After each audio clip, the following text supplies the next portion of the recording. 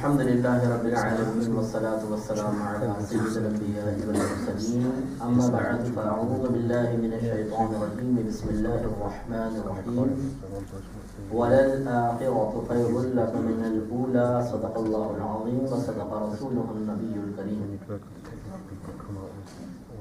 میں حضرت کا بہت مشکور ہوں کہ آپ نے مدح کے چند کلمات میرے لیے ارشاد فرمائے۔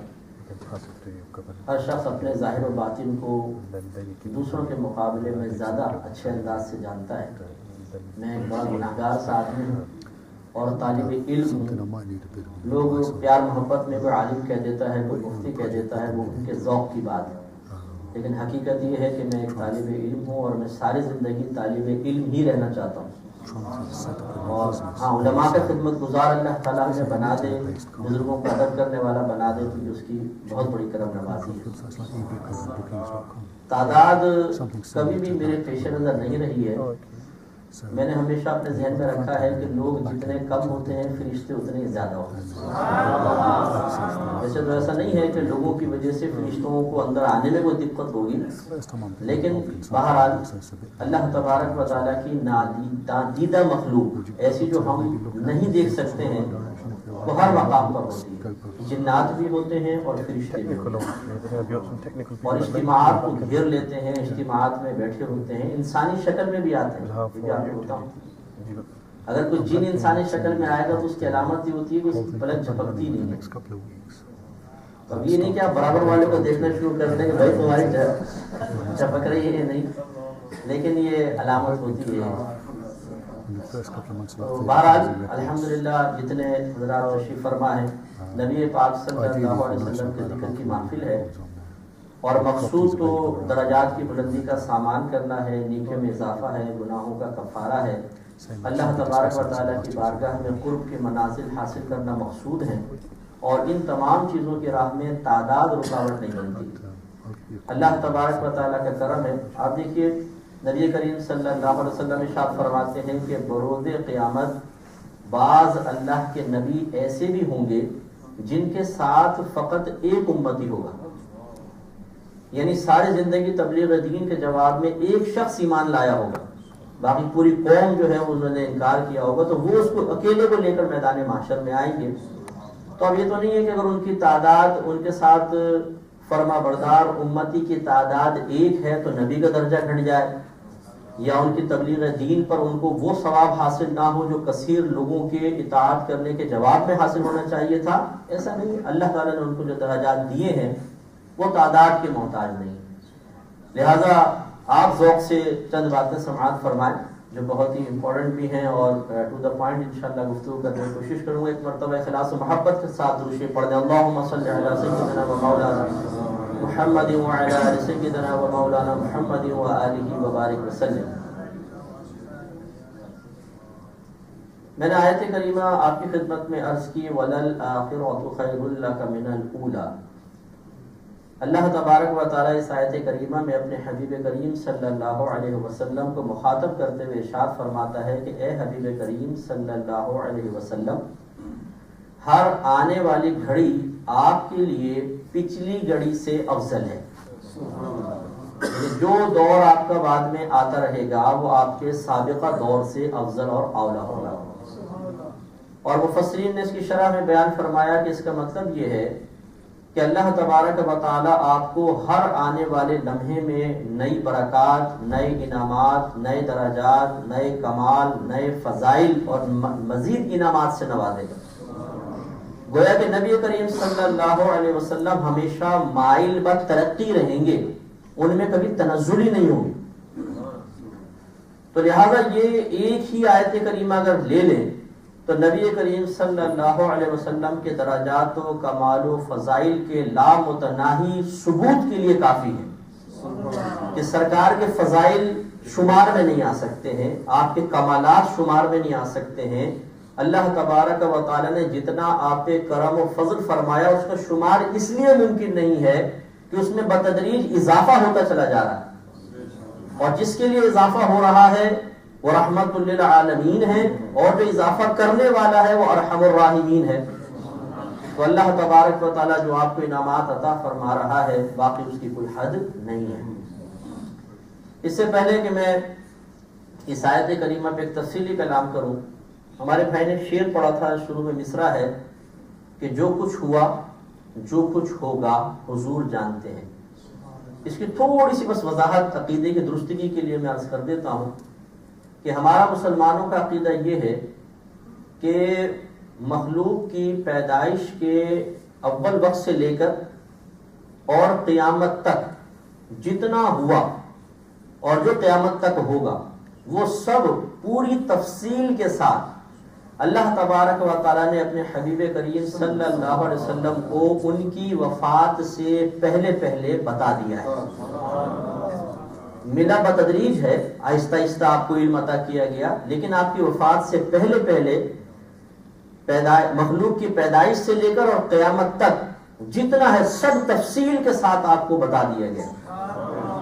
قیامت کے بعد کے جتنے معاملات ہیں ان میں ہم نبی کریم صلی اللہ علیہ وسلم کے لیے اتنا ہی علم ثابت کریں گے جتنا رحمت کونین صلی اللہ علیہ وسلم نے اپنی زبان اقدس سے ذکر فرما دیا، اور جس کے بارے میں ذکر نہیں کیا آپ خاموش رہے تو نہ ہم اس کو ثابت کریں گے اور نہ اس کا انکار کریں گے، اس لیے کہ اگرچہ اس پہ آپ نے کلام نہیں فرمایا لیکن انکار بھی تو نہیں فرمایا، اس لیے وہ ہم خاموشی اختیار کریں گے۔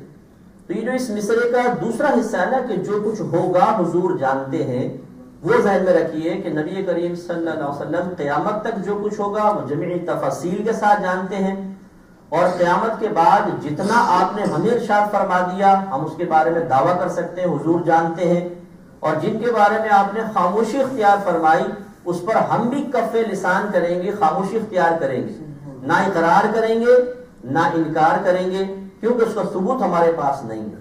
اور اسی سے آپ یہ دیکھ لیجئے کہ اہل سنت کے عقیدے کی پاکیزگی دیکھیں اور اس کا مضبوط اور مکمل ہونا دیکھیں کہ نبی کریم صلی اللہ علیہ وسلم کی طرف کسی کمال کی نسبت جذباتیت اور بیجا عقیدت کے تابع ہو کر نہیں کرتے۔ قرآن و حدیث سے ثبوت ملتا ہے تو نبی کریم صلی اللہ علیہ وسلم سے اس کے لیے ثابت کرتے ہیں، اگر ثبوت نہیں ہے تو زبان بند رکھیں۔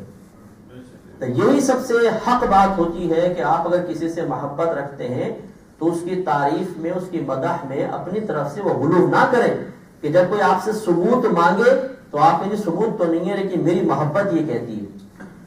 ہاں اتنا ضرور ہے کہ بعد از خدا بزرگ تو ہی قصہ مختصر، یہ تو ہے کہ اللہ تعالیٰ کے بعد اگر کوئی بزرگ ترین شخصیت ہے تو وہ ہمارے نبی کریم صلی اللہ علیہ وسلم کی ذات پاک ہے، لیکن آپ کی طرف خصوصاً علم منسوب کرنے کے سلسلے میں اس احتیاط کا اگر لحاظ رکھا جائے تو بہت ہی بہتر ہے۔ مصرع اپنی جگہ بالکل درست ہے، اس میں کوئی حرج نہیں ہے، لیکن اس مصرے کی شرح ہر مسلمان کے ذہن میں ہونی چاہیے تاکہ وہ بیجا کوئی دعویٰ نہ کر بیٹھے۔ اللہ تعالیٰ اس پر بھی عمل کی توفیق عطا فرمائے۔ ایک مرتبہ محبت سے مزید درود شریف پڑھ دیں، اللہم صلی علی سیدنا و مولانا محمد وعلی آل سیدنا و مولانا محمد وآلہ وبارک وسلم۔ دیکھیں جب اس آیت کریمہ نے یہ بات ثابت کر دی ہے کہ نبی کریم صلی اللہ علیہ وسلم کے لیے ہر آنے والی گھڑی پہلے کے مقابلے میں بہتر ہے، اور جو انعامات آپ کو سابقہ زندگی میں عطا کیے گئے بعد والی زندگی یا بعد والے لمحے میں اس پہ روز بروز ترقی اور اضافہ ہو رہا ہے، تو بہت بہتر ہے کہ تھوڑا سا یہ دیکھ لیا جائے کہ آج سے کم و بیش 1500 سال پہلے آپ کے پاس کون کون سے فضائل و کمالات تھے، اور آج 1500 سال بعد ان میں کس قدر اضافہ ہو چکا ہوگا، اور اس اضافے کو پیش نظر رکھ کر ہم نبی کریم صلی اللہ علیہ وسلم سے کون کون سی توقعات اور کون کون سی امیدیں وابستہ رکھ سکتے ہیں۔ لہذا ایک اعرابی تھے، وہ نبی کریم صلی اللہ علیہ وسلم کی خدمت میں حاضر ہوئے، عرض کیا رسول اللہ صلی اللہ علیہ وسلم، اور ابھی وہ ایمان نہیں لائے تھے۔ اعرابی مینس دیہاتی صحابی، جس کو ہمارے عرف میں پینڈو بھی کہتے ہیں بعض اوقات، تو دیہاتی صحابی تھے، وہ حاضر ہوئے، ابھی مسلمان نہیں ہوئے ہیں، کہا کہ میں آپ پر ایمان لے آؤں گا اگر آپ مجھے کوئی معجزہ دکھائیں۔ معجزہ کا مطلب یہ ہوتا ہے کہ نبی سے کوئی ایسا کام صادر ہو، کوئی ایسا فعل صادر ہو، وہ کوئی ایسا کام کر کے دکھائے کہ باقی تمام لوگ اس کا مقابلہ کرنے سے عاجز آ جائیں، اس کا مقابلہ نہ کر سکیں۔ تو اس نے یہ معجزہ طلب کیا کہ آپ معجزہ دکھائیں۔ سرکار نے فرمایا تم کیا دیکھنا چاہتے ہو یہ بتاؤ۔ اس سے آپ نبی کریم صلی اللہ علیہ وسلم کے کمال کو دیکھیے، کچھ بھی کہہ سکتا تھا، رحمت کونین صلی اللہ علیہ وسلم نے اس کو مکمل فری ہینڈ دیا، تم جو چاہتے ہو بتاؤ میں دکھاتا ہوں۔ اس نے ادھر ادھر دیکھا، ایک درخت نظر آیا تو عرابی نے کہا کہ اگر آپ اس درخت کو اپنے پاس بلا لینا اور وہ چل کر آ جائے تو میں آپ پر ایمان لے آؤں۔ نبی کریم صلی اللہ علیہ وسلم نے یہ نہیں فرمایا اچھا ٹھہر جاؤ ذرا میں اللہ تعالیٰ سے پہلے کچھ مانگ لوں پھر اس کے بعد اس کو بلاتا ہوں، نہیں، بلکہ آپ نے اس کافر سے فرمایا کہ تم اس درخت کے پاس جاؤ، اسے جا کر کہو کہ تمہیں اللہ کے رسول نے بلایا۔ معلوم یہ ہوا کہ اس قسم کے انعامات نبی کریم صلی اللہ علیہ وسلم کو بہت پہلے عطا کر دیے گئے تھے۔ یہ آپ نے نہیں کہا کہ یہ چیز تو مجھے ملی نہیں، ٹھہر جاؤ میں ذرا لے لوں، نہیں، اس کا مطلب پہلے سے اللہ تعالیٰ نے آپ کو تمام کائنات کی مخلوق پر وہ حکومت عطا فرمائی ہے جو حکومت نہ آپ سے پہلے کسی کو ملی ہے اور نہ آپ کے بعد کسی کو حاصل ہوگی۔ وہ عرابی گئے، انہوں نے درخت سے کہا تمہیں اللہ کے رسول نے بلایا، وہ درخت وجد میں آ گیا، دائیں ہوا بائیں ہوا اور اپنی ساری جڑیں باہر نکالی اور چلتا ہوا رحمت کونین صلی اللہ علیہ وسلم کی خدمت میں حاضر ہوا اور سجدہ ریز ہو گیا۔ وہ عرابی دنگ رہ گئے، جو لوگ وہاں کھڑے تھے ان کی نگاہیں پھیل گئی۔ اس کے بعد ان عرابی نے کہا یا رسول اللہ اب اس کو واپس بھیج دیں۔ سرکار نے فرمایا تم ان سے کہو کہ تجھے اللہ کے رسول نے حکم دیا ہے کہ واپس جائے۔ اس نے پھر وہی کہا، درخت واپس گیا، اپنی جڑیں زمین میں لگا دی اور زمین برابر ہو گئی۔ وہ عرابی کلمہ پڑھ کے مسلمان ہو گئے۔ اب یہاں علماء نے بڑی پیاری بات بیان فرمائی ہے کہ اگر نبی کریم صلی اللہ علیہ وسلم اس کافر سے نہ فرماتے کہ جا کر کہو کہ تجھے اللہ کے رسول نے بلایا ہے، اور وہ از خود جا کر کہتا کہ تجھے اللہ کے رسول نے بلایا ہے، تو کیا وہ درخت آتا؟ نہیں آتا نا۔ اس کا مطلب یہ ہوا کہ جب نبی کریم صلی اللہ علیہ وسلم نے اس کافر کو اجازت دی، زبان کافر کی ہے لیکن چونکہ الفاظ اللہ کے نبی کے دیے ہوئے ہیں تو اس میں ایسی تاثیر اور برکت پیدا ہوئی کہ جب انہوں نے جا کر اس درخت کو کہا تو وہ درخت فوراً اطاعت کی طرف مائل ہوا اور بارگاہ رسالت میں حاضر ہو گیا۔ تو اس سے علماء نے ایک مسئلہ نکالا جو بہت اہم ہے، میں آپ کی خدمت میں عرض کرتا ہوں۔ بعض اوقات ہمارے پریشان حال بھائی ہوتے ہیں، کہتے ہیں جی مفتی صاحب کو وظیفہ بتائیں پریشانی دور نہیں ہوئی۔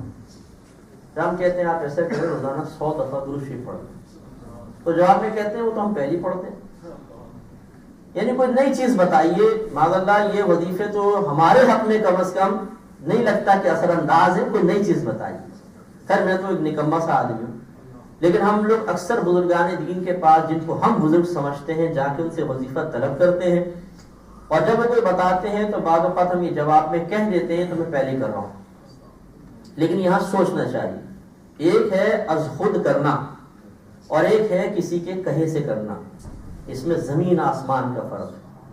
میں وہی آپ کو سمجھایا کہ اگر وہ کافر خود جا کر کہتا ہے نا کہ آ جاؤ تمہیں اللہ کے رسول نے بلایا، کبھی بھی درخت نہیں ہلتا، لیکن جب اللہ کے نبی کے دیے ہوئے الفاظ اس کافر نے بھی ادا کیے اس میں اتنی برکت پیدا ہوئی کہ درخت چل کے بارگاہ رسالت میں حاضر ہو گیا۔ تو اسی طریقے سے جب اکابرین ہمیں کوئی وظیفہ دیتے ہیں، چاہے آپ نے 50 بار پہلے پڑھا ہو، اب جب پڑھیں گے تو چونکہ ان کی اجازت کے ساتھ ہے تو اس کی برکات کا عالم ہی کچھ اور ہوگا۔ جیسے کہ حضرت بریرہ رضی اللہ تعالی عنہ ایک کنیز تھی، سیدہ عائشہ صدیقہ رضی اللہ تعالی عنہ نے ان کو خریدا تھا کسی سے، اور خریدنے کے بعد آپ نے آزاد کر دیا۔ بوڑھی خاتون تھی، تو رحمت کونین صلی اللہ علیہ وسلم کبھی کبھار حضرت بریرہ رضی اللہ تعالی عنہ کے گھر پر چلے جایا کرتے تھے۔ تو ایک دفعہ سرکار تشریف لے گئے تو بریرہ رضی اللہ تعالی عنہ نے آپ کو اندر بٹھایا اور تھوڑی سی کھجور وغیرہ لا کر آپ کی خدمت میں پیش کر دی۔ تو نبی کریم صلی اللہ علیہ وسلم نے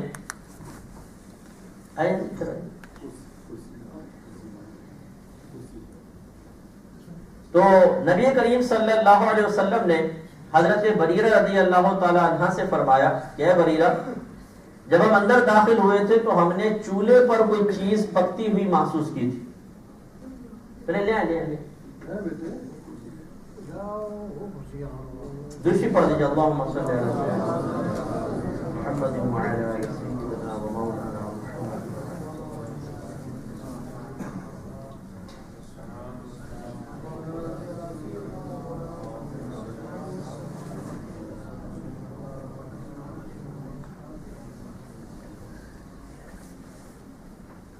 ایک اور دفعہ تشریف پڑھیں.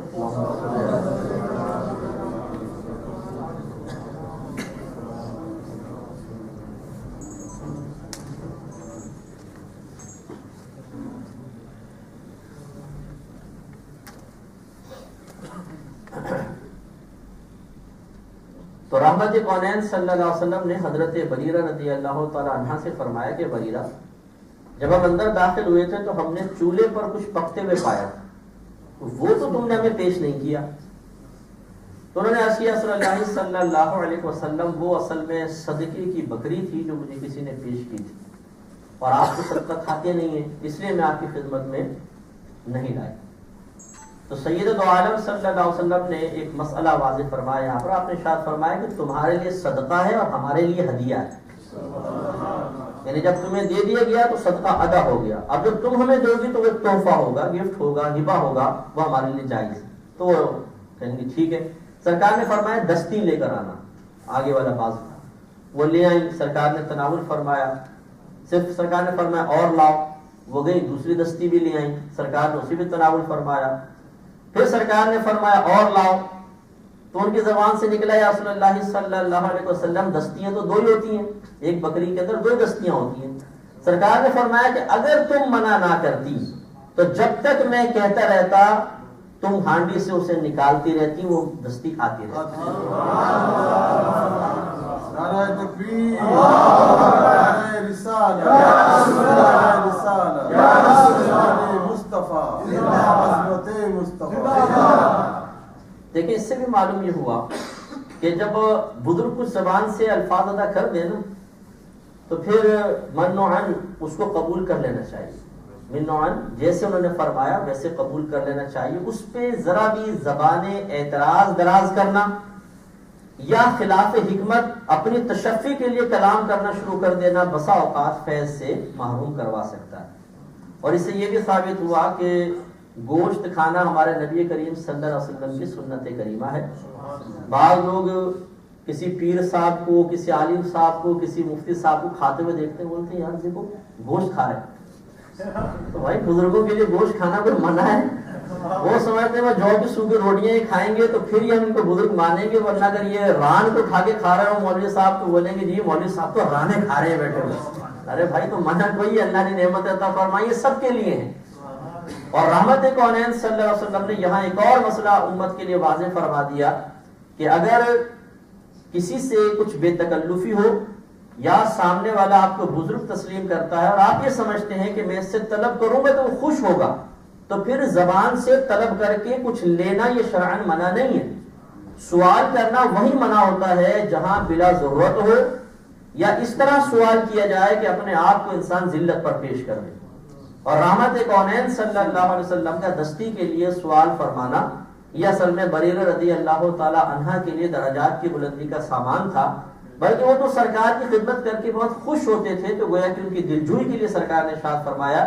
لہذا یہ سوال اس کے تحت نہیں آئے گا جو سرکار نے فرمایا کہ جس نے بلا ضرورت کسی سے سوال کیا وہ بروز قیامت اس طرح آئے گا کہ اس کے چہرے پر گوشت نہیں ہوگا. اس لیے احادیث کریمہ یا تبلیغ دین جب بھی انسان احادیث بیان کرے یا تبلیغ دین کرے تو ہمیشہ شرح کے ساتھ کرے. اگر آپ شرح کے بغیر اپنے پاس سے نتائج مرتب کر کے بیان کریں گے اور پوری تفصیل کے ساتھ مسئلہ ذکر نہیں کیا جائے گا اور بھورا سا ہوگا تو لوگ اس سے غلط نتیجہ نکال کر اور غلط مسائل ذہن میں اخذ کر لیں گے. تو معلوم یہ ہوا کہ آج سے 1500 سال پہلے نبی کریم صلی اللہ علیہ وسلم کو اللہ تعالیٰ نے وہ طاقت و قدرت عطا فرمائی تھی کہ ایک ایسی چیز جو عادتاً چلتی نہیں ہے، اپنے مقام سے جدا نہیں ہوتی، اور جدا کر لے تو دوبارہ قائم نہیں ہوتی ہے. آپ درخت کاٹ لیں دوبارہ قائم کر کے بتائیں، لیکن نبی کریم صلی اللہ علیہ وسلم نے آج سے 1500 سال پہلے وہ کام کر کے دکھایا. تو وَلَلْآخِرَةُ خَيْرٌ لَكَ مِنَ الْأُولَىٰ، آج 1500 سال بعد پھر آپ کی قدرت اور قوت کا عالم کیا ہوگا. سرکار جمعے کا خطبہ دے رہے ہیں، ایک عرابی کھڑے ہو گئے، یا رسول اللہ صلی اللہ علیہ وسلم قحط سال عروج پر ہے. بخاری کی روایت آپ کا اس کے ہو، مویشی مر رہے ہیں، ہم بھوکے مر رہے ہیں، غلے کے جو ہمارے ڈھیر تھے یا جو ہم نے اسٹاک کر رکھا تھا وہ ختم ہو گیا ہے، آپ اللہ کی بارگاہ میں دعا فرمائیں کہ اللہ تعالیٰ بارش برسائے. رحمت کونین صلی اللہ علیہ وسلم نے جواب میں یہ نہیں کہا کہ اعرابی تمہیں میں توحید کا درس دیتا رہا ہوں. قرآن میں اللہ تبارک و تعالیٰ نے واضح فرمایا کہ تم مجھ سے مانگو میں تمہیں عطا کروں گا. اللہ تعالیٰ کے خزانے میں کون سی چیز کی کمی ہے کہ وہ تمہیں نہیں دے سکتا؟ اللہ تعالیٰ کیا محتاج ہے کہ وہ میری دعا کے وسیلے سے تمہیں عطا کرے؟ ڈائریکٹ اللہ سے مانگ لو. لیکن نہیں، ہمارے نبی کریم صلی اللہ علیہ وسلم نے اس اعرابی کی درخواست قبول کرتے ہوئے اپنے ہاتھ اللہ تعالیٰ کی بارگاہ میں اٹھائے اور قیامت تک کے لیے ثابت فرمایا کہ دینے والی ذات تو فقط اللہ تعالیٰ کی ہے، لیکن حکمت کا تقاضا یہ ہے کہ اس ذات سے مانگنے کے لیے کہ وسیلہ قائم کر لیا جائے تو اجابت اور قبولیت کے امکانات بڑھ جایا کرتے ہیں. راوی کہتے ہیں سرکار نے دعا فرمائی، ہاتھ نیچے نہیں آنے پائے تھے کہ بارش برسنا شروع ہو گئی، اور اتنی برسی کہ ہم گھٹنے گھٹنے پانی میں اپنے گھروں کی طرف واپس گئے، اور لگاتار 1 ہفتے تک برستی رہی، کیونکہ دعا کرنے والی ذات نبی کریم صلی اللہ علیہ وسلم کی تھی اور عطا کرنے والی ذات اللہ تبارک و تعالیٰ کی تھی. اتنا پانی برسا. اگلا جمعہ آیا، پھر سرکار خطبے کے لیے بیٹھے، وہی اعرابی یا کوئی اور راوی کہتے ہیں وہ کھڑے ہوئے اور انہوں نے عرض کیا صلی اللہ علیہ وسلم دعا فرمائیے بارش رک جائے، ہمارے تو جو تھا وہ بھی بہہ گیا ہے، آپ دعا فرمائیں گے رک جائے. تو سرکار مسکرا اور پھر آپ نے اللہ تعالیٰ کی بارگاہ میں عرض کی یا رب کریم ہمارے اطراف میں برسا، مدینے میں نہ برسا. اور راوی کہتے ہیں سرکار جدھر اشارہ فرماتے تھے بادل ہٹ کر مدینے کے باہر چلے جاتے تھے، تو ہم نے یہ منظر دیکھا کہ مدینے کے اطراف میں بارش ہو رہی ہے، مدینے میں ایک قطرہ پانی نہیں گرتا. تو وَلَلْآخِرَةُ خَيْرٌ لَكَ مِنَ الْأُولَىٰ 1500 سال پہلے جس نبی کی دعاؤں کے اندر یہ برکات کہ اللہ کی بارگاہ میں ہاتھ اٹھائے تو بارش برس جائے، اور اتنی برسے کہ گھٹنے گھٹنے پانی ہو جائے، اور اتنی قدرت اور قوت اس نبی کو حاصل کہ وہ چاہے تو مدینے کے اطراف میں بارش ہو، مدینے میں قطرہ نہ گرے، بادلوں کو اشارہ کرے تو بادل اطاعت کرتے ہوئے سائڈ میں ہٹ جائے. تو آج 1500 سال بعد اس نبی کی قدرت اور قوت کا عالم کیا ہوگا اور اس کی دعاؤں کی تاثیر کا عالم کیا ہوگا. حضرت عمر فاروق رضی اللہ تعالیٰ عنہ راوی ہیں، ایک غزوے سے واپس آ رہے تھے، پانی ختم ہو گیا، تو لوگوں نے عمر فاروق رضی اللہ تعالیٰ عنہ سے کہا کہ پانی ختم ہے، کچھ حالت جنابت میں ہے، کچھ بے وضو ہیں، نماز کا وقت بھی ہے، مویشی پیاسے ہیں، ہمیں کئی دنوں سے پانی نہیں ملا ہے، آپ اللہ کے نبی کی بارگاہ میں عرض کریں. حضرت عمر فاروق رضی اللہ تعالیٰ عنہ سرکار کی بارگاہ میں یا رسول اللہ لوگ بڑی پریشانی میں ہیں، آپ کچھ کیجئے. اب ذرا یہ توجہ طلب باتیں دیکھیں، ہمارا مذہب اسلام جذباتیت پر مبنی نہیں ہے، یہ صحیح حدیثوں سے ثابت ہے. یہ بخاری اور مسلم کی روایات میں آپ کی خدمت میں عرض کر رہا ہوں. نبی کریم صلی اللہ علیہ وسلم نے صحابہ سے یہ نہیں کہا کہ میں کیا کر سکتا ہوں، پانی نہیں ہے بھائی، تو پانی دینے والا تو اللہ تعالیٰ ہے، تم اللہ تعالیٰ سے مانگو، تم اللہ کو چھوڑ کے میرے پاس آ گئے ہو.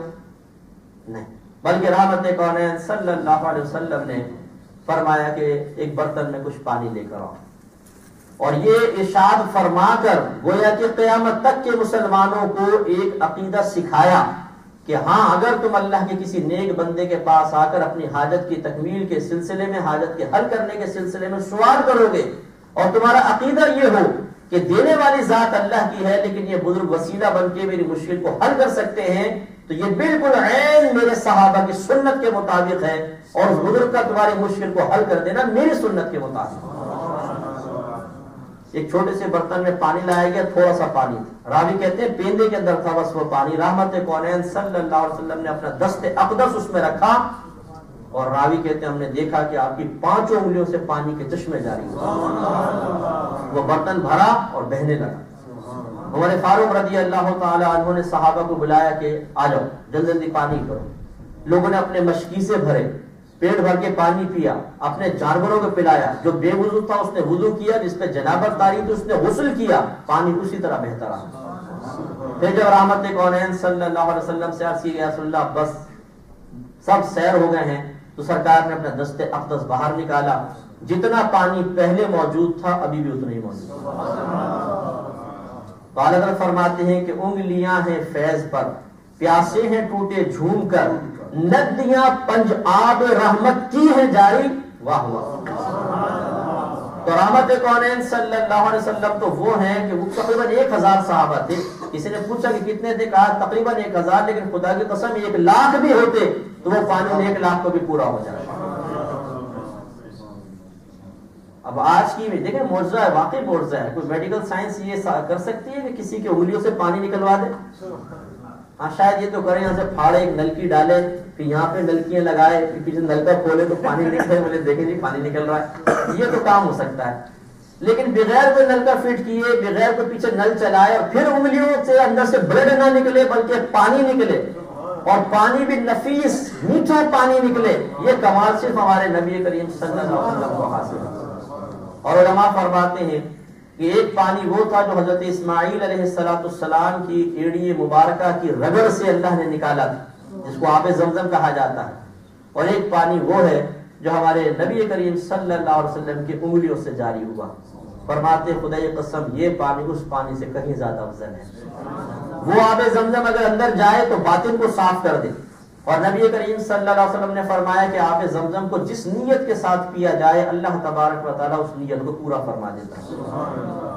تو جب اس آب زمزم کی برکات کا یہ عالم ہے جو حضرت اسماعیل علیہ السلام کی پیاری مبارک ننھی ایڑیوں کی رگڑ سے نکلا تھا، تو ہمارے نبی کریم صلی اللہ علیہ وسلم جو سید المرسلین ہیں ان کی انگلیوں سے نکلنے والے پانی کی برکت کا عالم کیا ہوگا. تو آپ سوچئے جو آج سے کم و بیش 1500 سال پہلے 1000 لوگوں کو انگلیوں سے سیراب فرما رہا ہے، آج 1500 سال بعد کتنوں کو سیراب کرنے کی صلاحیت رکھتا ہوگا. ایسے حضرت ابو ہریرہ رضی اللہ تعالیٰ عنہ کہتے ہیں کہ میں ایک دفعہ بڑا بھوکا تھا، بڑی بھوک لگ رہی تھی، اور یہ اصحاب صفہ میں سے تھے. صفہ کہتے ہیں عربی میں چبوترے کو. اس پہ کم سے کم 70 صحابہ ہوتے تھے، زیادہ بھی ہو جاتے تھے، بہت زیادہ بھی ہوتے تھے، لیکن کم از کم 70 اس میں رہے ہیں. ابو ہریرہ رضی اللہ تعالیٰ عنہ انہی میں سے ایک تھے. اور یہ مدارس میں جو طلباء کے قیام کی اصل ہے کہ مدارس میں بھی طلباء رہتے ہیں اور لوگ پھر اپنے جو مطلب فنڈز وغیرہ ہوتے ہیں یا زکوٰۃ وغیرہ دیتے ہیں اور اس سے طلباء کو پاد کھلایا پلایا جاتا ہے. تو یہ اس کی ابتدا یہیں سے ہوئی تھی. یہ اصحاب صفہ کوئی کام نہیں کرتے تھے، بلکہ صحابہ کے جو صدقات وغیرہ جمع ہوتے تھے وہ ان کو دیے جاتے تھے. تو ابو ہریرہ رضی اللہ تعالیٰ عنہ بہرحال یہ کہتے ہیں کہ میں بڑا بھوکا تھا اور کھانے میں کچھ بھی نہیں تھا، تو میں نے دور سے ابو بکر صدیق رضی اللہ تعالیٰ عنہ کو آتے ہوئے دیکھا، تو میں نے دل میں سوچا کہ میں آپ سے ایک آیت بیان کر کے اس کی تفسیر معلوم کرتا ہوں. ہو سکتا ہے آپ تفسیر بیان کریں اور اس کے بعد پھر آپ کہیں کہ ابو ہریرہ آؤ ہمارے ساتھ کھانا کھا لو، تو میں جا کے کھانا بھی کھا لوں.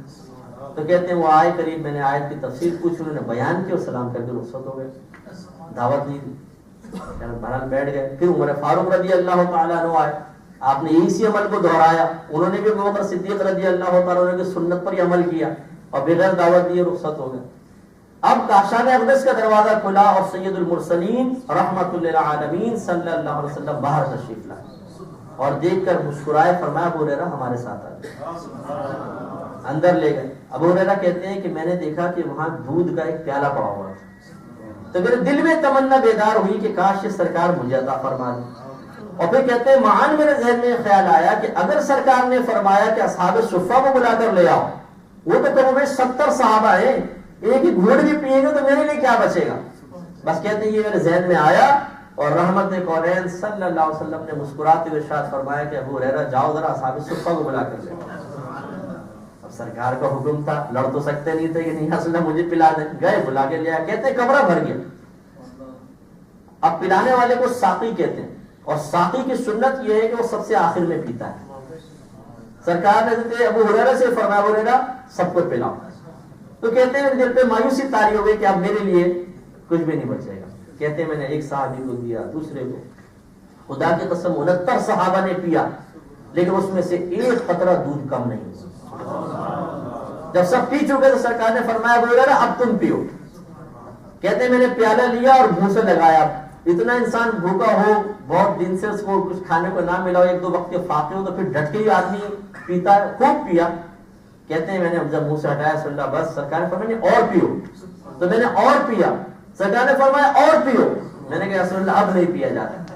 تو پھر رحمت کونین صلی اللہ علیہ وسلم نے وہ پیالہ اپنے دست اقدس پہ لیا اور اس کو پی کے ختم فرمایا.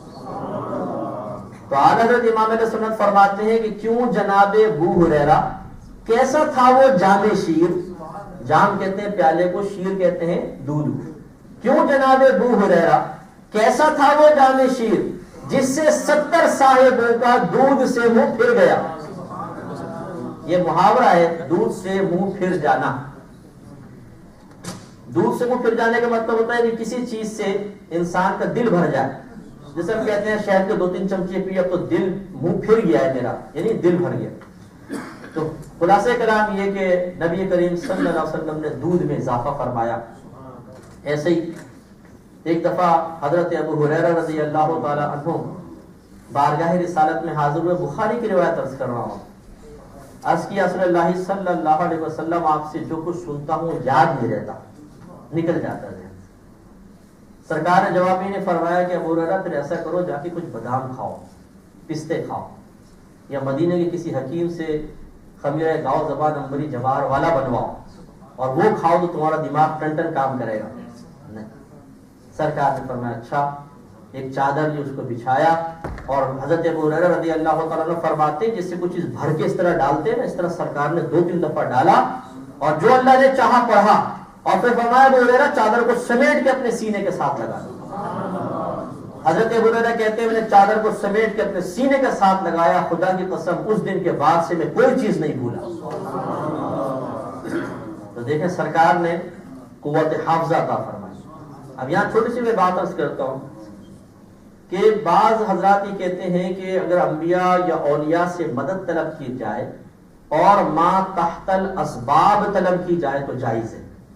ما تحت الاسباب کا مطلب ما مانے جو، تحت مانے نیچے، اسباب مانے جو ذرائع ریسورسز وغیرہ ہوتے. وہ کہتے ہیں کہ اگر کوئی کسی ذریعے سے کسی کی مدد کرتا ہے نا تو وہ مدد حاصل کرنا جائز ہے. جیسے میں آپ سے کہوں یار تھوڑی میری مدد کرو، پیسے چاہیے، میرا کام اٹکا ہوا ہے، انہوں نے 100-200 1000 پاؤنڈ مجھے دے دیے، تو یہ مدد طلب کرنا جائز ہے. کیوں؟ یہ ایک سبب کے ذریعے مدد ہوئی ہے. اور ایک مدد ایسی ہوتی ہے جو ما فوق الاسباب کہلاتی ہے، یعنی اس میں سبب نہیں ہوتا، بیچ میں کوئی ذریعہ نہیں اور مدد بھی ہو جائے. مخالف کہتے ہیں یہ ناجائز ہے، ایسا نہیں ہو سکتا. مثال کے طور پہ آپ بیٹھے اور میں خالی یوں نظر ڈالوں اور آپ بیمار ہیں، میں آپ کو اچھا کر دوں، کہتے ہیں یہ نہیں ہو سکتا کیونکہ میں نے کوئی سبب اور ذریعہ اختیار نہیں کیا ہے. تو کہتے ہیں کہ ما تحت الاسباب کے ہم بھی قائل ہیں، لیکن ما فوق الاسباب مدد صرف اللہ تعالیٰ کر سکتا ہے اور کوئی نہیں کر سکتا. اہل سنت والجماعت یہ دائرہ ادب میں رہ کے کہتے ہیں کہ ذرا نبی کریم صلی اللہ علیہ وسلم کا کمال دیکھیے اور بتائیے کہ اس طرح ہاتھ سے یہ لپ ڈال کر 3 مرتبہ ڈال کر اور چادر سمیٹوا کر قوت حافظہ عطا کرنا، کیا یہ تحت الاسباب ہے یا فوق الاسباب ہے؟ اگر تحت الاسباب ہے تو پھر آپ بھی کر کے بتائیے، اور فوق الاسباب ہے تو مان جائیے کہ اللہ تبارک و تعالیٰ کی عطا سے انبیاء علیہ السلام، صحابہ کرام، اولیاء اعظام دونوں طرح کی مدد کرتے ہیں، چاہے وہ ما تحت الاسباب ہو چاہے ما فوق الاسباب.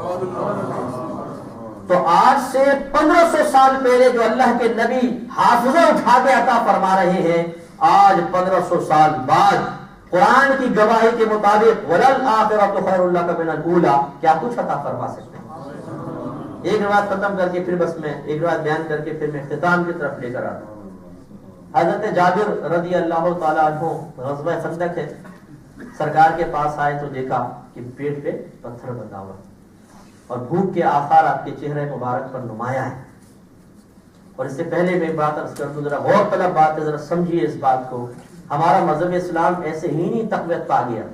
بڑے قربانی دیتے ہیں تو چھوٹے قربانی دیتے ہیں.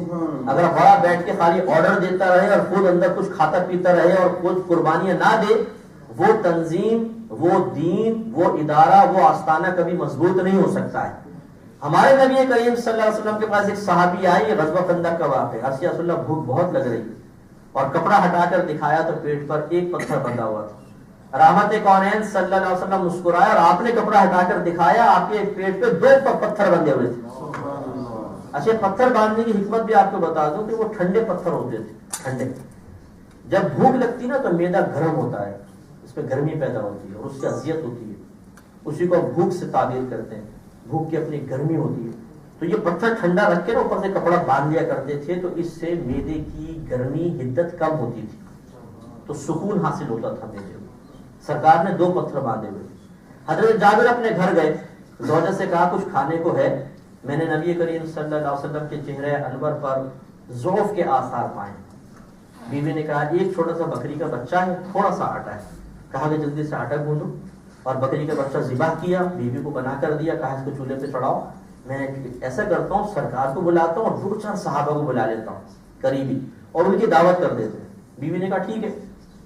آپ گئے اور چپکے سے سرکار کے کان میں عرض کیا رسول اللہ آپ تشریف لے آئیں، تو صحابہ کو لے لیں، میں نے گھر پہ کچھ اہتمام کیا دعوت. سرکار صلی اللہ علیہ وسلم کھڑے ہوئے اور آپ نے تمام صحابہ کو مخاطب کر کے کہا کہ صحابہ آ جاؤ، جابر نے تم سب کی دعوت کی.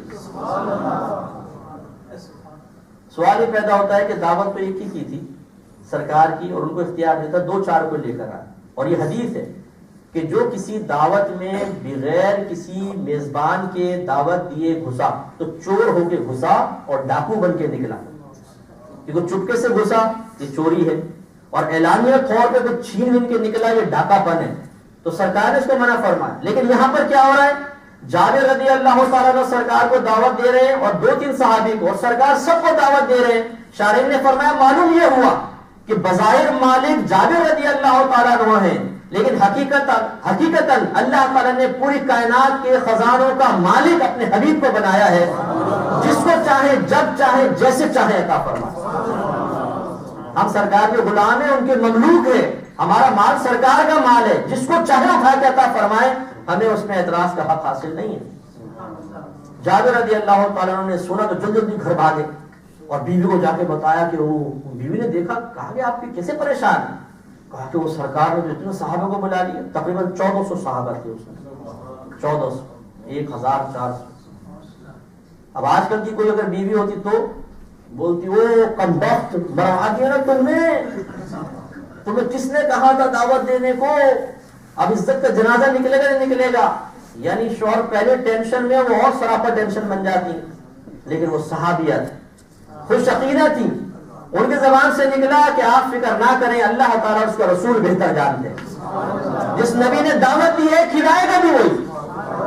کتنا پیارا عقیدہ تھا آپ بتا. اب یہ نہیں کہ جابر رضی اللہ تعالیٰ عنہ کا یہ عقیدہ نہیں تھا. توجہ کی بات، کبھی کسی طرف توجہ ہوتی ہے کبھی کسی طرف ہوتی ہے.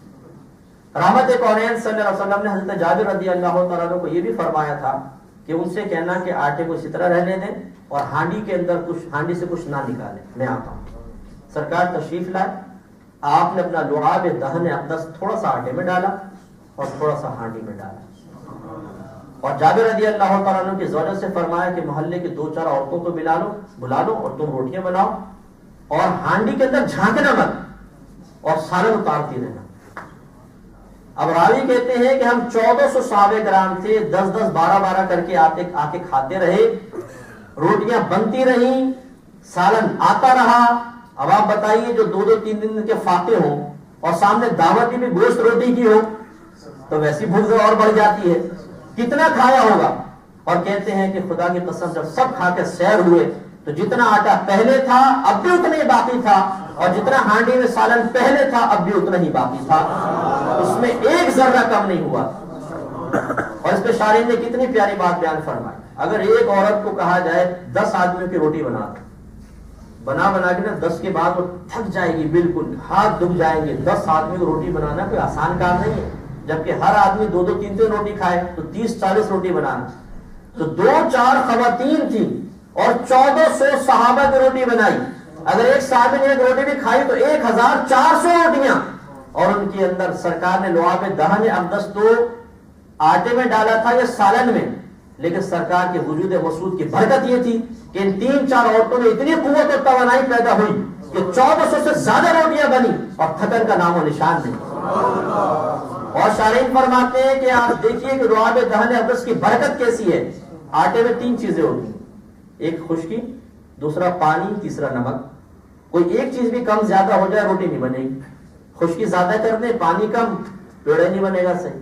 پانی زیادہ کر دیں خشکی کم، پھر وہ پتلا بن جائے گا، وہ نہیں بنے گا.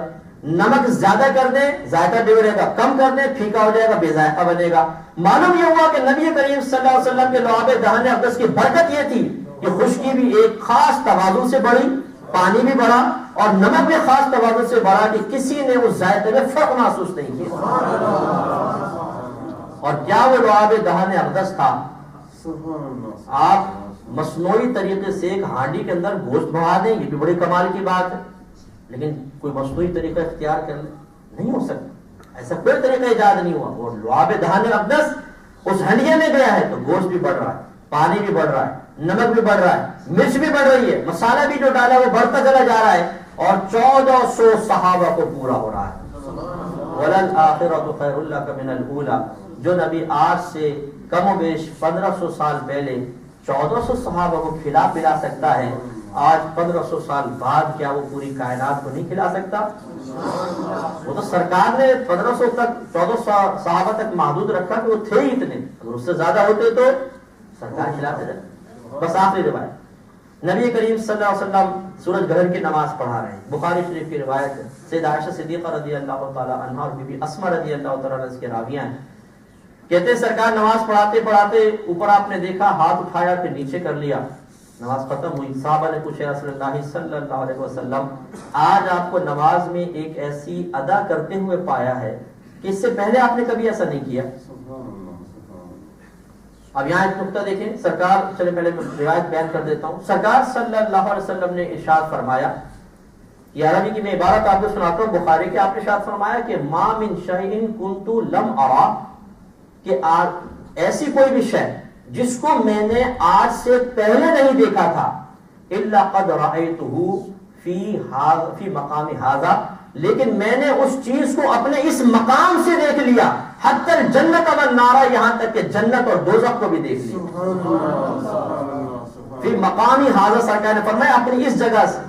اور ذرا عالم حضرات تشریف فرمائے کہ جب کوئی نکیرہ آتا ہے نا، نکیرہ مینز ہوتا ہے کہ آپ کوئی ایسا لفظ بولے کہ جو کسی خاص کے لیے نہ ہو، ہر ایک کے لیے استعمال ہو سکتا ہے، جیسے میں کہوں آدمی، آپ لوگ کہہ سکتے ہیں، آپ کو بھی، آپ کو بھی، آپ کو بھی، آپ کو بھی، اور اس سے پہلے اگر نفی آ جائے، انکار، تو یہ کہتے ہیں کہ نکیرہ تحت نفی آ گیا۔ تو سرکار نے فرمایا ما من شیء، کوئی بھی ایسی چیز نہیں تھی، کنت لم ارا، جس کو میں نے آج سے پہلے نہ دیکھا ہو، الا قد رأیتہ فی مقام ھذا، مگر میں نے اس شے کو اپنے اسی مقام سے کھڑے کھڑے دیکھ لیا، حتی الجنت والنار، حتی کہ جنت کو بھی دیکھ لیا اور دوزخ کو بھی دیکھ لیا۔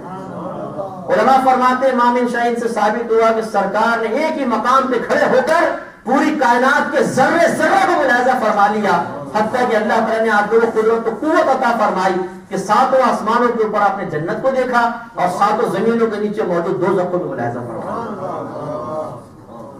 اور نہ صرف دیکھا بلکہ آپ نے جب ہاتھ اٹھایا، سرکار صحابہ نے پوچھا رسول اللہ ہاتھ کیوں اٹھایا؟ فرمایا مجھے جنت میں گچھا نظر آیا تو میں نے چاہا کہ اسے توڑ کر تمہارے لیے لے آؤں، لیکن پھر اس خیال سے اپنے ہاتھ کو پیچھے کر لیا کہ اگر وہ زمین پر آ گیا تم قیامت تک کھاتے رہو گے، وہ ختم نہیں ہوگا، کیونکہ جنت کی نعمت میں فنا نہیں ہے۔ اچھا جب فنا نہیں ہوگا تم کھاؤ گے پھر پورا ہو جائے گا، کھاؤ گے پھر پورا ہو جائے گا، تو کافر اس غیب کو دیکھ کر ایمان لے آئے گا، اور غیب دیکھ کر ایمان لانا معتبر نہیں ہے، غیب پر ایمان معتبر ہے، غیب کی چیز ظاہر ہو جائے پھر وہ ایمان لائے تو وہ ایمان معتبر نہیں ہے۔ لہذا نبی کریم صلی اللہ علیہ وسلم فرماتے ہیں اس وجہ سے میں گچھے کو نیچے نہیں لایا، یہ نہیں فرمایا کہ میں نے ہاتھ تو اٹھایا تھا جوش میں آ کے، لیکن جنت اتنی اوپر تھی ہاتھ ہی نہیں پہنچا تو میں نے نیچے کر لی، نہیں۔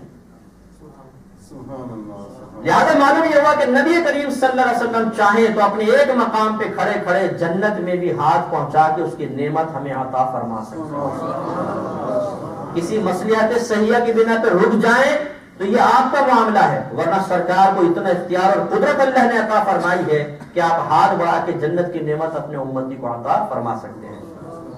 بعض حضرات کہتے ہیں کہ جی اتنے نبیوں سے مانگتے رہتے ہیں، اولیاء سے طلب کرتے رہتے ہیں، چاہے سے عقیدے کے ساتھ ہی چلے مانگتے ہیں، لیکن ہزاروں چیزیں نہیں ملتی ہیں، اگر ان کے اندر قدرت اور قوت ہوتی تو مل نہ جاتا۔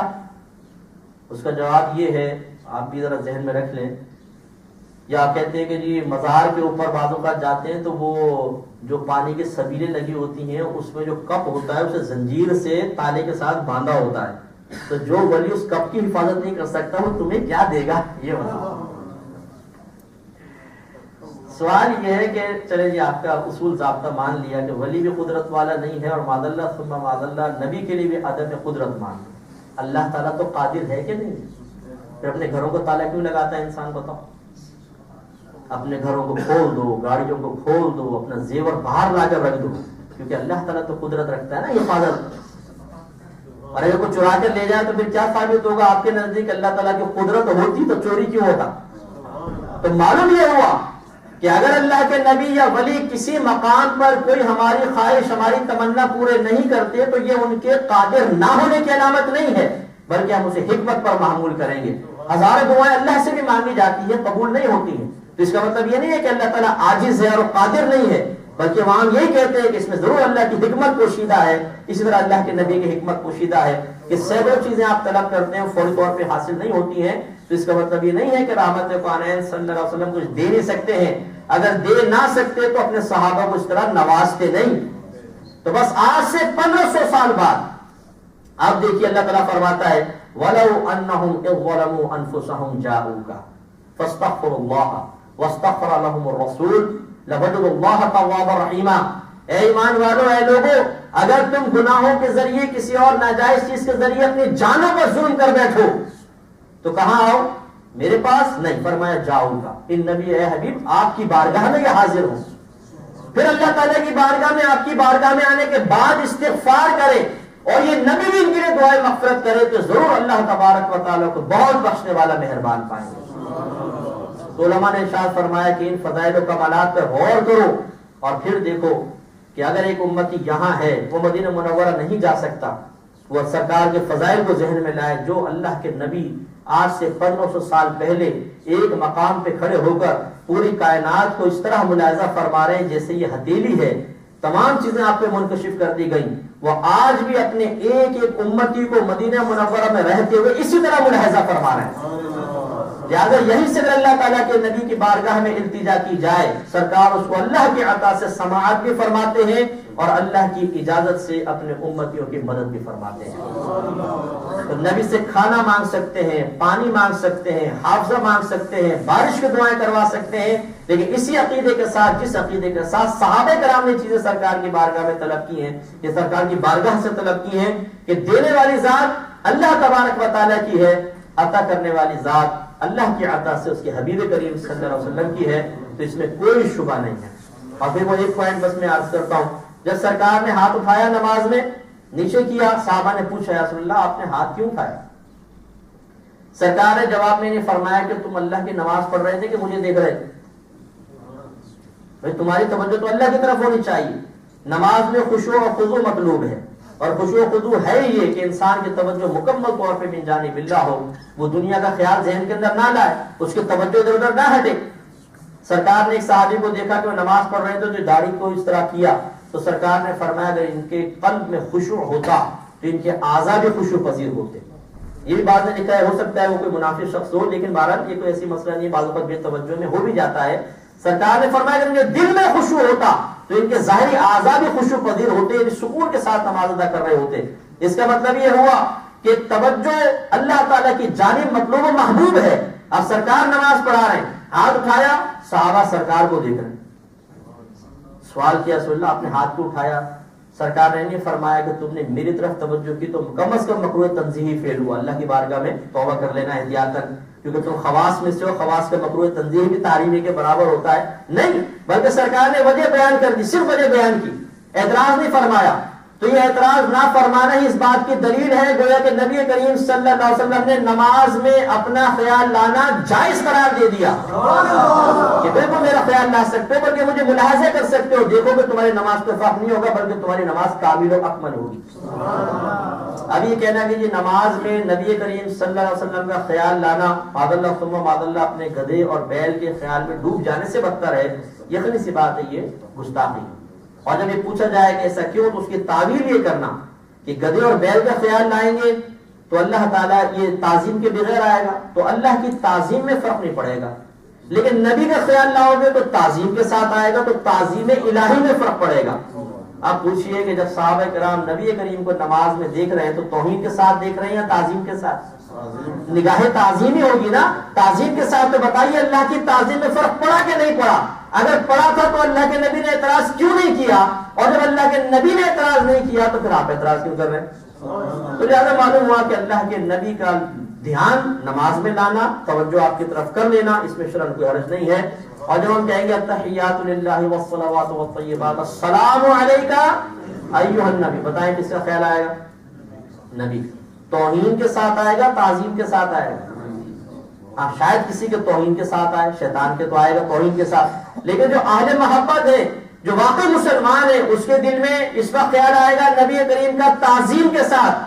معلوم یہ ہوا کہ اگر نماز میں نبی کریم صلی اللہ علیہ وسلم کا خیال اور آپ کی تعظیم الہی کے منافی ہوتی تو پھر کبھی بھی اللہ تبارک و تعالیٰ التحیات میں اپنے نبی کے ذکر کو پڑھنا کرنا واجب نہ قرار دے دیتا۔ معلوم ہوا کہ نبی کا دھیان نماز میں لانا یہ تو مطلوب الہی بھی ہے۔ لہذا آج سے 1500 سال بعد ذرا غور فرمائیں، آپ کے نبی کو اللہ نے کتنی قوتیں دی ہیں۔ گھبرائیے نہیں، عقیدہ مضبوط کریں، یقین مضبوط کریں۔ خصوصاً ہماری بہنیں جو اگر میری سی ڈی کیسٹ بعد میں سن رہی ہوں، ریکارڈنگ بعد میں سنیں، کہ یہ جعلی پیروں کے پاس اور جعلی عاملوں کے پاس جا کر کبھی اپنی عزت گنواتی ہیں، کبھی شوہر کا پیسہ گنواتی ہیں، اور کبھی کفریات تک اس پر اتر آتی ہیں۔ مجھے ایک بہن نے کہا کہ ہماری بہن کا مسئلہ حل نہیں ہو رہا، وہ کہتی ہے میں غیر مسلم کے پاس چلی جاؤں۔ میں نے ان کو سختی سے منع فرمایا کہ غیر مسلم کے پاس گئیں تو یہ ہو سکتا ہے کہ آپ کافر بھی ہو جائیں، کیونکہ کلمات میں کفر و شرک وغیرہ استعمال کرتے ہیں۔ لیکن انہوں نے کہا جی ہمارا کام نہیں ہو رہا، ہم تو جائیں گے۔ چلی گئی ان کی بہن، گئی، کام پھر بھی نہیں ہوا۔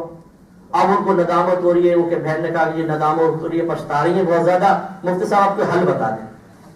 یعنی یہ عورتوں کا معاملہ ہے کہ جب انہیں اللہ تعالیٰ اس کے رسول کی بارگاہ سے اپنا مطلوبہ معاملہ حاصل نہیں ہوتا تو بسا اوقات وہ ایسے لوگوں کے پاس بھی جانے میں آر محسوس نہیں کرتی ہیں۔ تو لہٰذا عقیدہ مضبوط کریں۔ جب آپ نے تمام معاملے سنے ہیں، جب اللہ کے نبی کو اللہ نے اتنی قدرت و قوت عطا فرمائی ہے، اور القصص الکبریٰ پڑھیں، سرکار دو سفر فرما رہے تھے، ایک عورت اپنے بچے کو لے کر آئی جو مخبوط الحواس سا تھا، بتایا گیا سن اس پر سایہ ہے، یعنی جن وغیرہ نے اس کے اوپر اثر کیا ہے۔ سرکار نے خالی کان میں فرمایا نکل جائے، اور آپ تشریف لے گئے۔ راوی کہتے ہیں جب ہم واپس آئے نے دیکھا بچہ بھاگا دوڑا کھیل رہا ہے، سب ختم ہو گیا۔ اللہ کے نبی کی قدرت اور طاقت کا عالم کیا ہوگا جب اس کے غلاموں کے پاس اب امید سے جا رہے ہیں کہ یہ ہمارا مسئلہ حل کر دے گا، تو پھر آقا کی قوت کا عالم کیا ہے۔ اور اللہ نے اتنا آسان کر دیا ہے اس آقا سے رابطہ کرنا، یہاں بیٹھے آنکھیں بند کریں اور رابطہ مل گیا۔ سرکار کی بارگاہ میں التجا کریں، انشاءاللہ مسائل حل ہوں گے۔ اللہ تعالیٰ سے دعا ہے کہ جو کچھ سنا اسے یاد رکھنے کی توفیق عطا فرمائے، اور اپنے سرکار کی صحیح عظمت اور آپ کی صحیح اہمیت کو سمجھنے کی توفیق عطا فرمائے، آمین۔ وآخر دعوانا ان الحمدللہ رب العالمین۔